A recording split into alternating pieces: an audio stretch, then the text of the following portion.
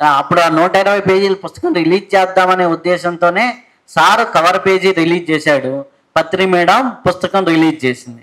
Okay, దానికి ఎంతోమంది మహానుభావులు కంచి స్వామివారి దగ్గర నుంచి, కుత్తాలం స్వామివారి దగ్గర నుంచి, భిక్షమయ్య గురూజీ, విశ్వయోగి విశ్వంజీ గారు, ఇలాంటి మహానుభావులందరూ దానికి ముందు మాట ఆ పుస్తకం చదివి ఇవ్వటం జరిగింది. ఎంతోమంది మహానుభావులు ఇవ్వటం జరిగింది. ఇలా మనకి ఆ పుస్తకం రాయడం వెనక అంత శ్రమ ఉంది. ఓకే, అంత అన్యాయిక విషయాలు దాంట్లో ఉన్నాయి ఆ శ్వాస పుస్తకంలో.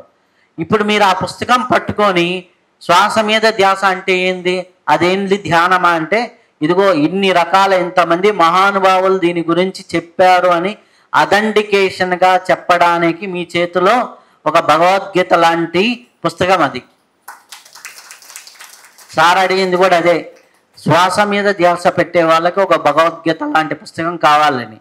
సో దాంట్లో ఎంతమంది మహానుభావులు చెప్పారు, ఎన్ని ఉపనిషత్తుల్లో ఉంది, ఎన్ని తంత్రగ్రంథాల్లో ఉంది, ఎన్ని రకాలుగా శ్వాస గురించి ఎంతమంది మహానుభావులు చెప్పారు, మన ఆది నుంచి ఉన్నటువంటి అగస్త్య మహాముని దగ్గర నుంచి ఎంతమంది చెప్పారు, భోగనాథ్ మహర్షి ఏం చెప్పాడు, మహావతార్ బాబాజీ ఏం చెప్పారు, అన్నీ శ్వాస గురించి సంబంధించిన సింగిల్ లైన్ కొటేషన్స్ చాలా ఉంటాయి దాంట్లో. ఓకే, 150 మంది దాకా చెప్పిన మహానుభావుల విషయాలు. అలాగే ఇంకా మనకి ఉపనిషత్తుల్లో దాదాపులో 30 రకాల ఉపనిషత్తుల గురించి, అలాగే మనకి తంత్రగ్రంథాల కులావరణ తంత్రం, నిరుక్త తంత్రం, ఇట్లాంటి తంత్రగ్రంథాల గురించి, అలాగే భగవద్గీతలు ఎక్కడ, భాగవతంలో ఎక్కడ, రామాయణంలో రాముడు ఎక్కడ శ్వాస గురించి మాట్లాడాడు, అలాగే అర్ధనారీశ్వర తత్వంలో ఎక్కడ, హఠయోగంలో ఎక్కడ, యోగ వాసిష్టంలో ఎక్కడ, యోగ రసాయనంలో ఎక్కడ, ఇవన్నీ శ్లోకాలు అర్థాలతో సహా దాంట్లో ఇవ్వటం జరిగింది.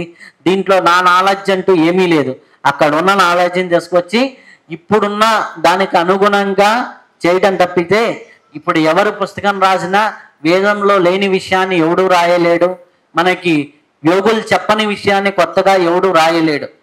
కాబట్టి దాంట్లో ఉన్న విషయాన్ని ముందు మాటలు వెనక మాటలు తప్ప నాకేమీ దాంట్లో నాదంటూ ఏమీ లేదు.